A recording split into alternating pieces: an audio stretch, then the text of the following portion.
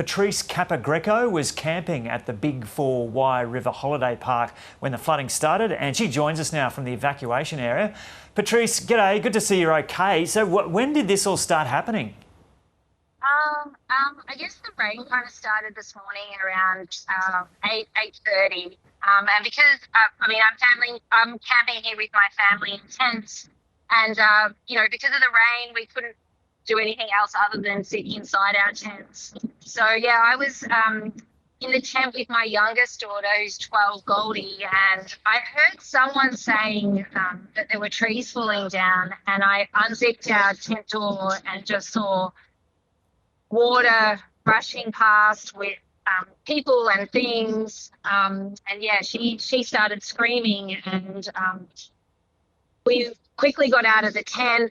My eldest daughter was in the tent beside us with her friends, and I just started screaming, get out, get out. And we've been camping down here for over a decade, and through that I've made some wonderful family friends. So my natural reaction was to then run to them to alert them to what was going on.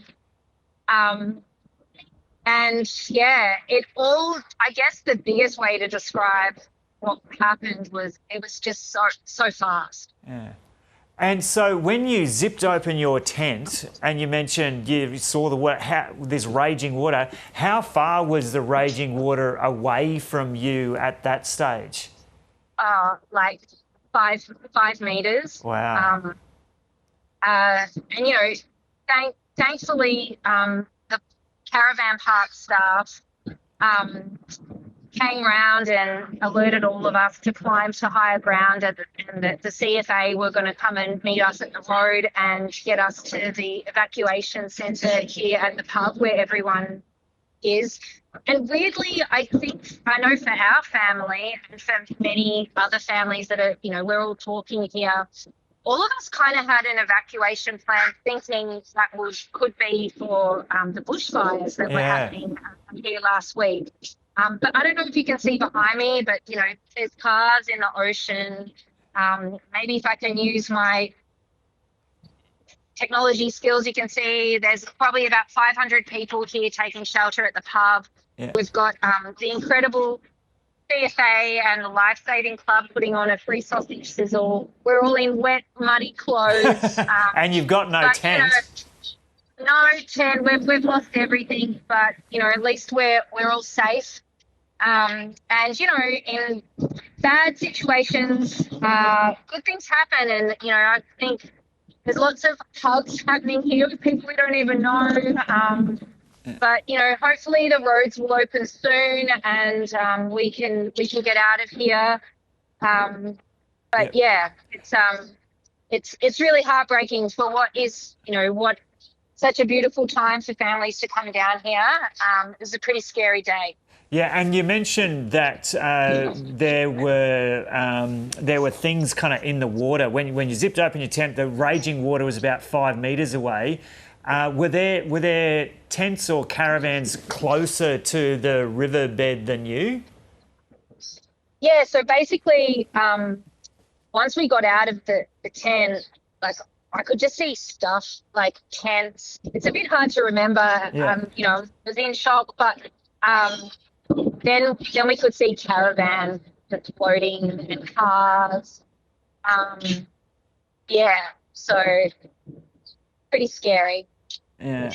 And so this is the Wye River kind of snakes around that caravan park area, doesn't it, before it goes out the mouth of the river? And did it look like the water basically just washed straight over those areas where the river kind of snakes around? Yeah, that's right. So my understanding is that the bridge has been damaged by cars floating through it. Yeah. Yeah. So, thankfully we were able to climb up the hill and out onto the road. But there were, we were the lucky ones that were able to climb the hill. There were people that, whether it was due to a disability or just being older, that we went up and got CFA staff to come down and help to get them out.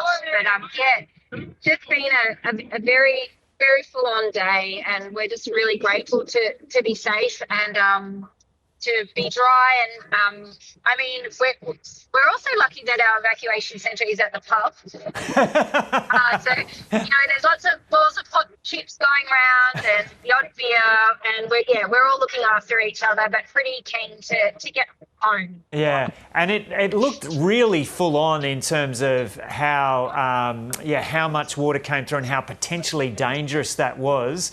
Were there concerns that people might have been caught up in the water, or like, as far as you know, there's no one been injured?